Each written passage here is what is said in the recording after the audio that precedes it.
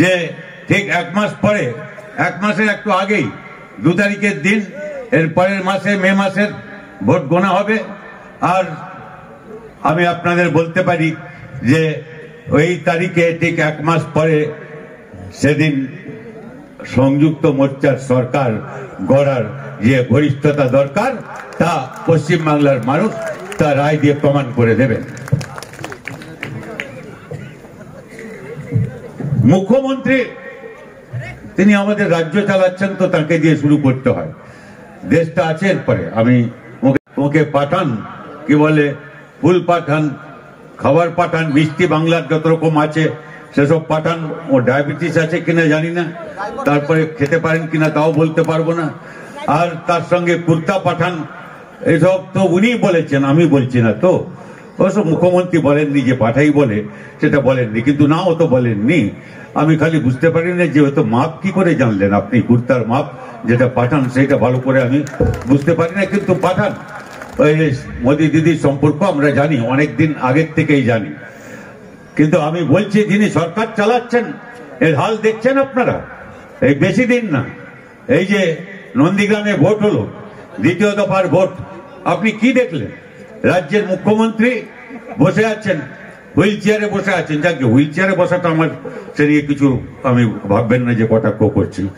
আমি তো আর দেখিনি ওর পায়ে কি হয়েছে, কিন্তু আমি যাই হয়ে থাক না কেন, আমি চিকিৎসক হিসাবে আমি বুক ঠুকে বলতে পারি যে এই আধুনিক চিকিৎসা ব্যবস্থা বিশেষ করে যেখানে পৌঁছেছে, আপনাকে 2 দিনে আমরা হাঁটাতে পারতাম যদি চিকিৎসার দায়িত্ব আমাদের হাতে থাকতো। আমি আপনাকে হুইল চেয়ার ছেড়ে হাঁটাতে পারতাম। যাকে আপনি ভালো লাগে না যে আপনি হুইল চেয়ার ধরে ওখানে বসে আছেন একটা বুথে, রাজ্যের মুখ্যমন্ত্রী, আপনি প্রতিদ্বন্দ্বিতা করছেন। আপনার আগে অনেক মুখ্যমন্ত্রী প্রতিদ্বন্দ্বিতা করেছেন, কিন্তু আপনার মতো এত দুরবস্থা আমি কোথাও দেখিনি। একটা হুইল চেয়ারে বসে আছেন আর মাঝে মাঝে ফোন করছেন, রাজ্যপালকে ফোন করছেন। আরে যার সঙ্গে আপনার প্রায় মুখ দেখা দেখি বন্ধ, হঠাৎ তাকে মনে পড়লো। আর কোথাও আশ্রয় কোথায় নেবেন? রাজ্যপাল। আশ্রয় কোথায় নেবেন? Election commission. শেষ পর্যন্ত বলছেন মামলা করবেন, এ করবেন, সে করবেন। চারদিকে আপনি গেছেন আর জয় শ্রীরাম জয় শ্রীরাম। আপনাকে দেখলেও সে জয় শ্রীরাম বলুক বা না বলুক, আপনারা জানে ওরা যে আপনি খেপে যাবেন, এবং অনেকে এমনিতেও জয় শ্রীরাম বলতে আরম্ভ করে। এসব বলছে, আর আপনার কেন্দ্রীয় পুলিশ, রাজ্য পুলিশ আপনাকে 2 ঘন্টা পরে কোন রকম বের করে নিয়ে যাচ্ছে। আর আপনাকে দেখেই সেদিন আমরা বুঝতে পেরেছি যে আপনি বিজেপির বিরুদ্ধে লড়বার মতো সিদ্ধারা আপনার নেই। আপনার সেটা স্পষ্ট করে দিয়েছেন আপনি। আমি প্রথমে বলতে চাই, যারা বিজেপিকে পশ্চিমবাংলার মাটিতে পরাস্ত করতে চান, আপনি তৃণমূলের সমর্থক হয়ে থাকুন, আর কোন সমর্থক হয়ে থাকুন, আমাদের সমর্থক হয়ে থাকুন, আমাদের বিরোধী হয়ে থাকুন, যাই হয়ে থাকুন না কেন, যদি আপনি সত্যি সত্যি দেশের স্বাধীনতার পর এরকম একটা দেশদ্রোহীদের সরকার যারা হত্যা করেছিল, আরএসএস রাষ্ট্রীয় স্বয়ংসেবক যারা জাতির পিতা মহাত্মা গান্ধীকে হত্যা করেছিল, যে তার স্ট্যাচু বানিয়ে বিশাল স্ট্যাচু করেছে, সেই রকম নাথুরাম গডসের স্ট্যাচু, আর তার সঙ্গে গান্ধীজি। আমাদের দেশ ভারতের সংবিধান, আমরা ভারতের জনগণ আমাদের হাতে দিয়েছে। সেই ভারত কেমন হবে? সেই সংবিধানে লেখা ছিল সেই সংবিধান হবে, ভারত হবে একটা গণতান্ত্রিক প্রজাতন্ত্র, সার্বভৌম প্রজাতন্ত্র। তারপরে ইন্দিরা গান্ধীজি তার সঙ্গে যোগ করেছিলেন দুটো কথা, যে সমাজতান্ত্রিক, ধর্মনিরপেক্ষ। এই 5টা কথার প্রত্যেকটা কথা আমাদের দেশে গণতন্ত্র আক্রান্ত, আমাদের সার্বভৌমত্ব আক্রান্ত। আপনি যান আমেরিকায়, আপনার মাথার উপরে যার হাত ছিল ট্রাম্প, তিনি এখন আমেরিকায় নেই।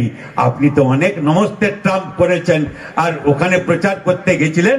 ফির একবার ট্রাম্প সরকার আমেরিকার মাটিতে, আপনার আগে কোন প্রধানমন্ত্রী ভারতে যাননি, আপনি সেইটা করতে গেছিলেন। কিন্তু আপনি মোদিজি বুঝতে পারছেন, আপনি নমস্তে ট্রাম্প করেছিলেন, আমেরিকার লোক নমস্তে ট্রাম্প করে ওকে বাড়ি পাঠিয়ে দিয়েছে, আর হাত আপনার মাথার উপরে নেই, আর এর আপনার দিদির উপরে ওর মাথার হাত। ওই এক হাত ওর দিদির মাথার উপরে ছিল, সেই হাত নেই। এটা 2019 না, এটা 2021 সাল, এবং সেই সালে দাঁড়িয়ে সারা দেশে ওই 2020 সাল থেকে গত বছর থেকে বিজেপি বিরোধী মানুষের বিক্ষোভ ফেটে পড়ছে। আপনারা দেখেছেন যেরকম করে উনি লকডাউন ঘোষণা করেছিলেন আর বলেছিলেন কুরুক্ষেত্রের যুদ্ধ 21 দিন হয়েছিল, 18 দিন হয়েছিল, আমি 3 দিন তার উপরে বাড়তি চাইছি, 21 দিনে করোনা সাফ করে দেব। বাস, lockdown 1, lockdown 2, lockdown 3, lockdown 4, unlock 1, unlock 2, unlock 3, তারপরে দ্বিতীয় ঢেউ অক্টোবর মাস, আর আজকে আপনাকে দাঁড়িয়ে আমি বলছি তৃতীয় ঢেউ তৃতীয়বারের জন্য মুম্বাই হয়ে ধেয়ে আসছে সারা রাজ্যে, সারা দেশে ছড়িয়ে পড়বার জন্য এই প্রধানমন্ত্রী আমাদের। আর সেই সময় আমাদের 15 কোটি মানুষ কাজ হারিয়েছে। ইনি বলেছিলেন 2 কোটি লোককে কাজ দেবেন, আর 7 বছর আপনি প্রধানমন্ত্রী আছেন, 14 কোটি লোক কাজ পাওয়ার কথা আপনার হিসাব মতো।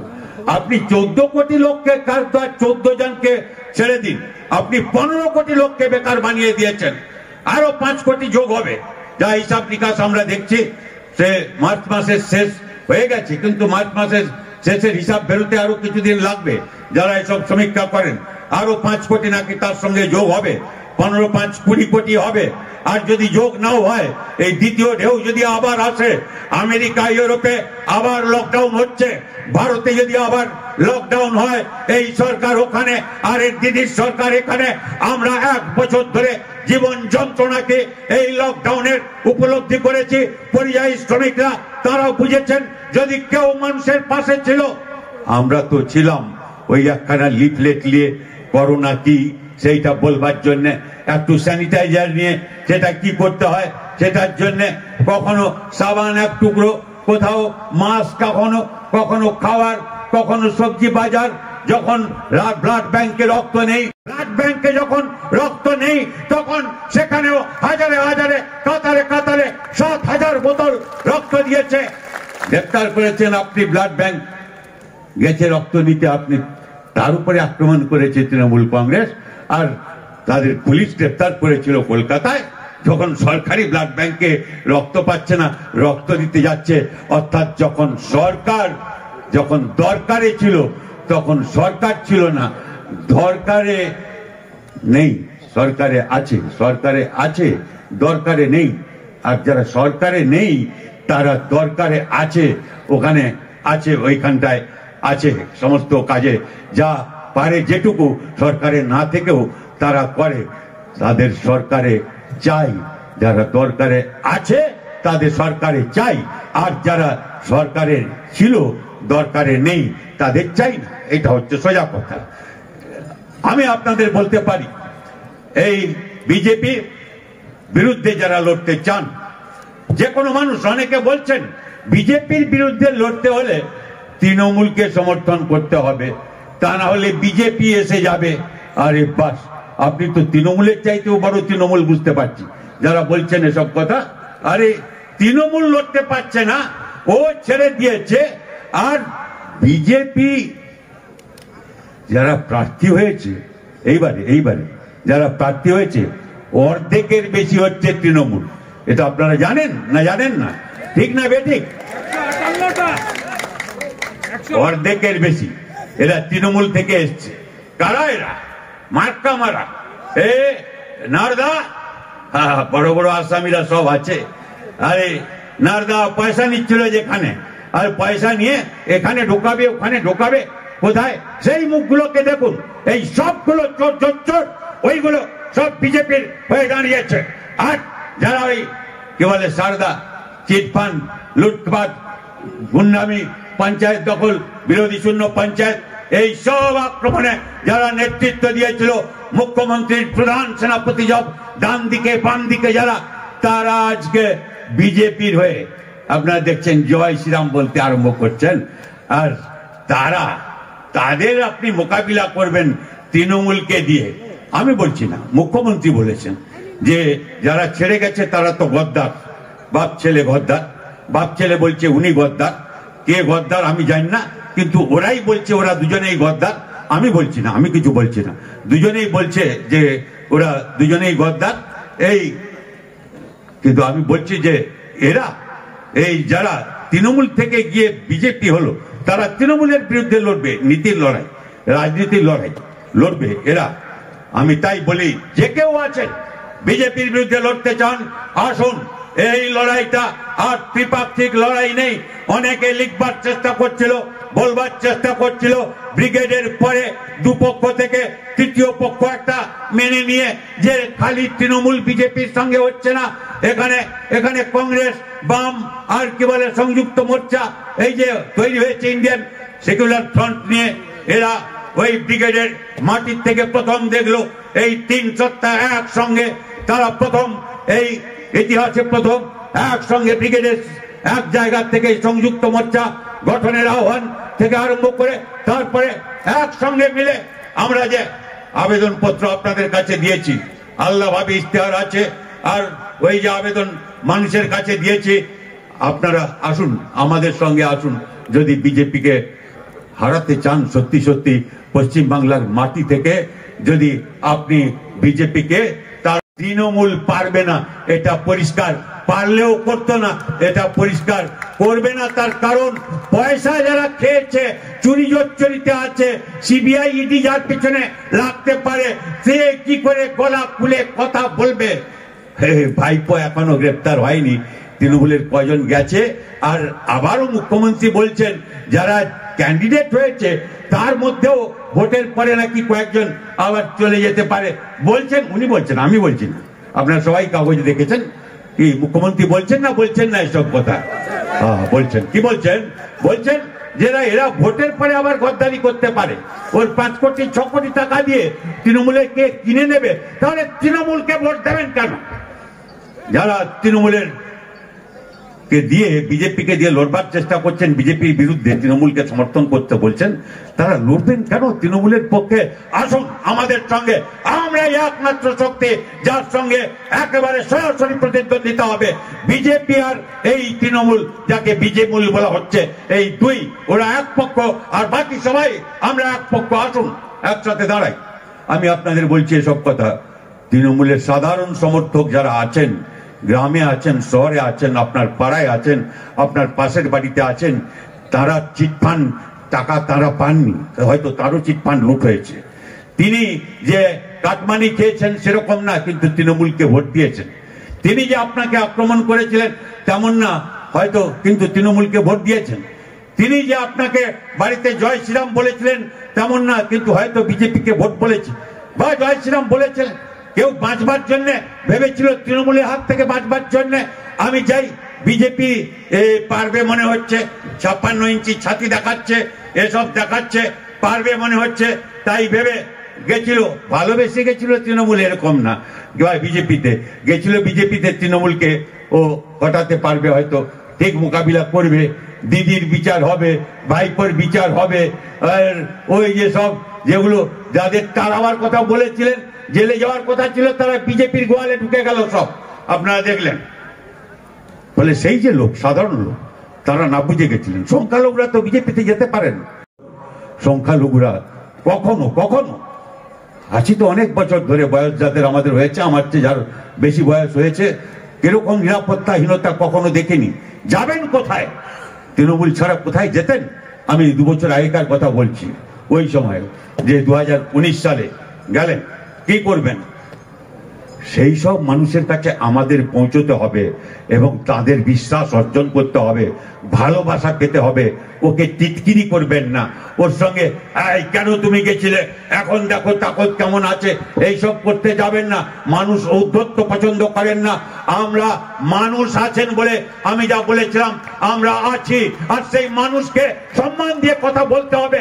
অনেক মানুষ আছেন, আপনারা কত মানুষ এখানে, আর ব্রিগেডে কত মানুষ আমরা জমা করেছি, তার শত শত গুণ মানুষ আছেন যারা এখানে আসেননি, তারা আছেন। আপনি যেখানে আছেন, সেই গ্রামে গঞ্জে পাড়ায় ওয়ারে, সেই সব মানুষের কাছে আমাদের যে কটা দিন আছে পৌঁছে যান এই বার্তা নিয়ে। বিজেপি হটাতে চাও তো আমাদের সঙ্গে এসো, আর তৃণমূলকে হটাতে চাও আমাদের সঙ্গে এসো। বিজেপি তৃণমূলকে হটাবে না, তৃণমূল বিজেপিকে হটাবে না। তৃণমূলকে ভোট দেওয়া মানে বিজেপিকে ভোট দেওয়া, বিজেপিকে ভোট দেওয়া মানে তৃণমূলকে ভোট দেওয়া। আর এই দুজনের বিরুদ্ধে যে কেউ লড়াই করতে চান সংযুক্ত মোর্চার প্রতীকে ভোট দিন। ঠিক না বেঠিক বলছি আমি? এটা কি আপনারা যাবেন তো? তৃণমূল করলেও সাধারণ লোক, বিজেপি করলেও গরিব লোক তার বাড়ি যাবেন তো নাকি? বলতে না, না যাবেন না। ঠিক মন লাগছে না, না? না হলে আপনি পারবেন না, বাড়তে পারবেন না, ওই রকম থেকে যাব আমরা। এই মিটিং এর জোহর দিতে থাকলে হবে না, বাড়তে হবে, বাড়তে হবে, অনেক মানুষকে আনতে হবে। কেউ কেউ বলছেন ইন্ডিয়ান সেকুলার ফ্রন্ট, এই আমার দরকার হলো। আপনারা বাম ছিলেন, কংগ্রেস ছিলেন, আর একজন লোককে ডাকলেন, উনি মাথায় টুপি, ফেস টুপি পরে উনি এসে ওখানে বক্তৃতা করলেন, আর আপনি আমাকে বলেছেন কেউ কেউ আপনার কাজ নেই, আপনি হাত বাড়িয়ে তাকে জড়িয়ে ধরলেন। আরে তারপরে আপনারা বলছেন সেকুলার মানে ধর্মনিরপেক্ষ, কিসের ব্যাপার? আরে টুপি কেউ যদি পরলে, ফেস টুপি পরলে সে ধর্মনিরপেক্ষ থাকে না? এখানে তো আপনারা অনেকে টুপি পরেছেন, ওই ফেস টুপি না, অন্য কিছু টুপি পরেছেন রোদে। আমাদের কমিটির অনেক লাল টুপি পরেছে, আমি দেখতে পাচ্ছি। টুপি তো অনেকে পরে, জওয়াহরলাল নেহরু টুপি ছাড়া কখনো খুব একটা কম ছবি আমি দেখেছি, তিনি একরকম টুপি পরতেন। গান্ধী টুপি বলে একটা টুপি ছিল, সেটা মানে অনেকে পরতেন, এটা কিছু আশ্চর্যের ব্যাপার না। নেতাজি একরকম টুপি পরতেন। আমার পার্টির সাধারণ সম্পাদক হরকিষেণ সিং সুরজিৎ, তিনি মাথায় পাগড়ি পরতেন। এইটাই তো ভারত, এইটাই হচ্ছে ভারত, যে ভারতের জন্য লড়াই করেছিলাম, যে ভারতের জন্য এখনো লড়তে চাই। নানা বৈচিত্র্য, এটা আর্য, এটা অনার্য, এটা দ্রাবিড়, চীন, শক, হুন্দর, পাঠান, মোগল, এক দেহ হলো লীন। এই তো ভারত আমাদের। এই বৈচিত্র্য, বৈচিত্র্যের মধ্যে ঐক্য, হ্যাঁ, সেইটার জন্য সেই তাকে বলছেন আপনি বুকে হাত পাঠিয়ে। আরে আমি ব্রিগেডেও বলেছিলাম, আপনাদের ওখানে বলছি, ছোটবেলা থেকে পড়েছি, মন থেকে যায় না।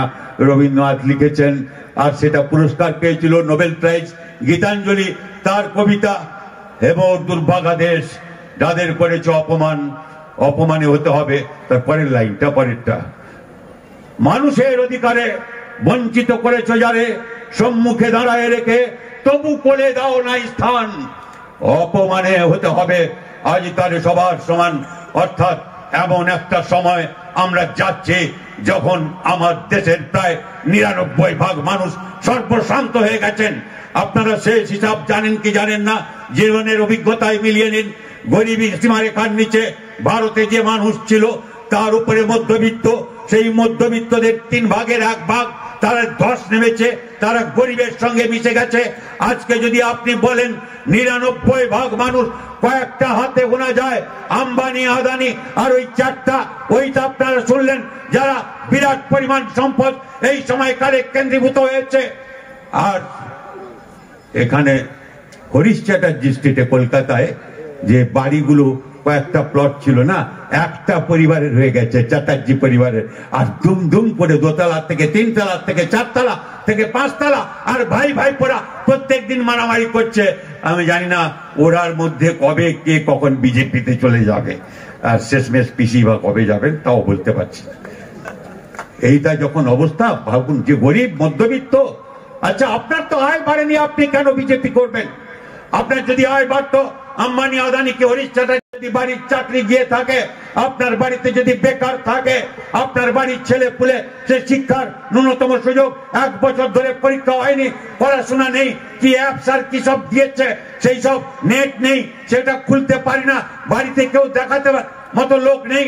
আপনি যদি সে বাড়ির হয়ে থাকেন, যখন আপনার আয় কমছে তখন জিনিসের দাম বাড়ছে। আপনি বিজেপি করুন, আপনি তৃণমূল করুন, আপনি হিন্দু হন, আপনি মুসলমান হন, আপনি মতুয়া হন, আপনি আদিবাসী হন, আপনার সবার জন্য গ্যাসের দাম যা 850 টাকা, কি আপনার জন্য কেরোসিনের দাম কমে নেই? বেড়েছে। পেট্রোলের দাম বেড়েছে, সর্ষের তেলের দাম বেড়েছে, যা কিছু কিনে খাবেন বাঁচবেন সেগুলো প্রত্যেকটার দাম বাড়ছে।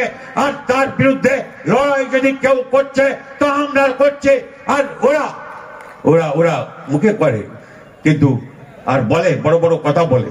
আসুন আমরা বলি তাদের কাছে আবেদন নিয়ে যাই, বিজেপির কাছে, সাধারণ মানুষের কাছে, বিজেপি সমর্থকদের, তৃণমূলের সাধারণ সমর্থকদের, কারো তারা অভিভাবকহীন, নিরাপত্তাহীন, তাই তাদের কাছে আমাদের কথা নিয়ে যাই। আর সেই মানুষকে নিয়ে সংযুক্ত মোর্চা গড়ে তুলুন। এখানে সংযুক্ত মোর্চার সমাবেশ না, আবার বলছে ওখানে ব্রিগেডের সংযুক্ত মোর্চার সমাবেশ না, আবার বলছে আপনার বুথে আপনার এলাকায় মানুষের সংযুক্ত মোর্চা গড়ে তুলুন।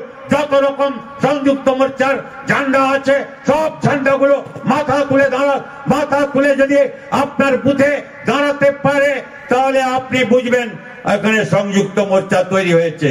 মাথা যদি তুলে দাঁড়াতে না পারে, ঝান্ডা খুলে নেয়, তাহলে বুঝবেন আপনি ওখানে সংযুক্ত মোর্চা তৈরি করতে পারেননি, অর্থাৎ মাথা তুলে দাঁড়াতে পারছেন না। ভোটের দিন 3 জন লোক লাগবে, 3 জন লোক যারা বুথের মধ্যে ঢুকে ওখানে পোলিং এজেন্টের কাজ করবে প্রার্থীর পক্ষে। এ পার্টির কি ও পার্টির দেখবার দরকার নেই। যদি পোলিং এজেন্ট অভাব থাকে, এই পার্টির থাকলে ওই পার্টি দেবে, ওই পার্টির থাকলে এই পার্টির দেবে। হ্যাঁ, সই করতে হবে, প্রার্থীকে সই করতে হবে বা তার ইলেকশন এজেন্টকে সই করতে হবে, কিন্তু তেমন 3 জন লোক চাই প্রত্যেকটা বুথে, যে জান গেলেও বুথ দখল হতে দেবে না, সেই রুখবে, সর্বশক্তি দিয়ে রুখবে। আপনার লড়াই এসব না থাকলে জনসভা, বড় বড় ভাষণ, হাততালি, আমি জিজ্ঞেস করলে হ্যাঁ যেটা না বলতে হবে না, তাতে কিন্তু হবে না ভাই, হবে না কমরেড, হবে না সাথী, হবে না বন্ধু, হবে না মা, হবে না আমার বোন। এই লড়াইটা লড়তে হবে, যে যেখানে আছেন সেখানেই লড়তে হবে। আমি বিশ্বাস করি সেই লড়াই লড়বার জন্যে আপনারা এখানে এত দূর পরে এসছেন, কষ্ট করে রোদে মাথায় এতক্ষণ মাথায় নিয়ে দাঁড়িয়ে আছেন, বসে আছেন কোথাও জানি ওখানে কিরকম গরম। আমার মুখে রোদ পড়লে বুঝতে পারি যে আপনাদের কিরকম কষ্ট হচ্ছে, বুঝতে পারি। আপনারা পারবেন, আপনারাই পারবেন, আপনাদেরই পারতে হবে, আপনাদের জয় হবে, জিতবেন তো। আপনাদের সবাইকে ধন্যবাদ, অভিনন্দন, কৃতজ্ঞতা ও আমার অভিবাদন জানাচ্ছি। সূর্যকান্ত।